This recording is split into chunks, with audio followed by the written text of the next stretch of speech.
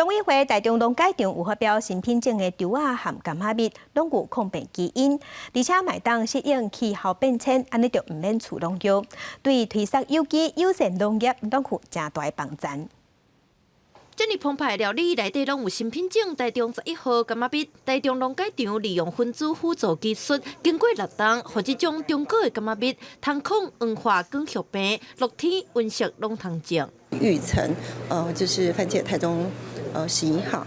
那这个11号的话，它就比大果来说有更多的甜味跟果汁率，但是又比小果耐储运。台中农改场表示，因为气候暖化等等的影响，氧化跟血病常常造成农友的损失。改良过台中11号有抗病基因，对有机甲友善农业嘛有进一步的帮助。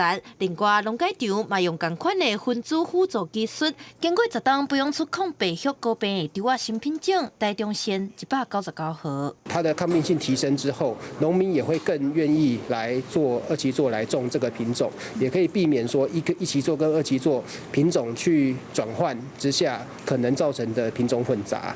专家表示，新品种的抗病性会当进一步稳定稻仔伫气候变迁下的质甲量。目前已经有厂商愿意来签约，技术移转，柑仔蜜的部分嘛当咧办理授权公告。记者陈不离台北采访报道。